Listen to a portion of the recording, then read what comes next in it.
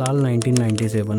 ये कहानी मशहूर American radio show coast to coast AM से जुड़ी हुई है, जिसे आर्ट बेल होस्ट किया करते थे।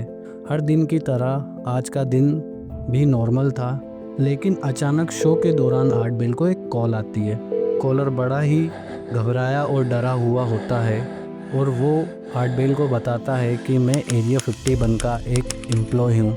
और उसके बाद वो रोते हुए आर्ट बेल को कुछ ऐसी चौंका देने वाली एरिया 51 के बारे में बातें बताता है, जिसकी रियल फुटेज हमारे पास है, आप भी सुन सकते हैं। Hello, Art. Yes. Hi. I don't have a whole lot of time. They want the major population centers wiped out.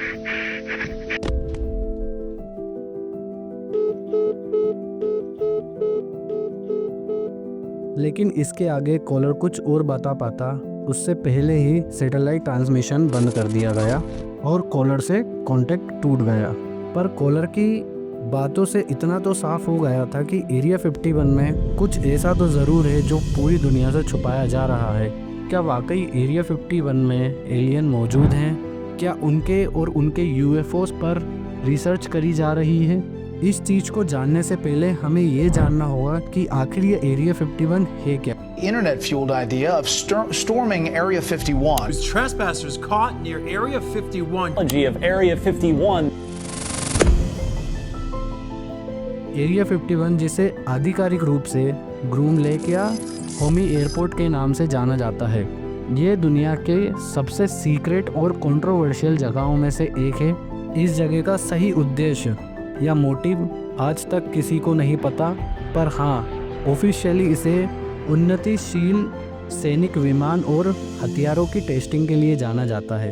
Area 51 America के नेवाडा रेगिस्तान में स्थित है। ये लास वेगास से 135 किलोमीटर नॉर्थ वेस्ट में मौजूद है। इसके आसपास दिखना इतना इलीगल माना जाता है कि ये गलती आपके ज़िंदगी की आखिरी गलती भी हो सकती है। लेकिन ये एक लौता ऐसा हादसा नहीं है जो एरिया 51 और एलियन से जुड़ा हो। दुनिया भर में कई लोग ऐसे भी हैं जिन्होंने एलियंस को देखने का दावा किया है और एरिया 51 के छुपे हुए सच पर सवाल उठाए हैं। ये लिस्ट बहुत लंबी है, पर इनमें से हम कुछ पॉपुलर और फेमस लोगों की बात करेंगे। ये कुछ उनके नाम और उनसे जुड़ी हुई उनका एक्सपीरियंस और कहानी है। पहले है बॉब लेजर। बॉब लेजर का नाम एरिया 51 के सबसे कंट्रोवर्शियल टॉपिक्स में एक माना जाता है। उनने दावा किया कि उनने एरिया 51 के सीक्रेट सेक्शन S4 में काम किया है, जहां एलियंस स्पेसक्राफ्ट रिवर्स इंजीनियरिंग हो रही थी। दूसरा नाम इसमें आता है बेरी और बेटी हिल। 1961 में बेरी और बेटी हिल का एलियंस एडिक्शन का केस दुनिया भर में बहुत मशहूर हुआ था। इनका कहना है कि इन्हें एलियंस ने अपने स्पेसशिप में उठा लिया था और इनके ऊपर रिसर्च करी थी। तीसरा इसमें नाम आता है ट्रेविस वॉल्टन। ट्रेविस वॉल्टन का 1975 का एलियन एडिक्शन का केस हॉलीवुड तक पहुंच गया था।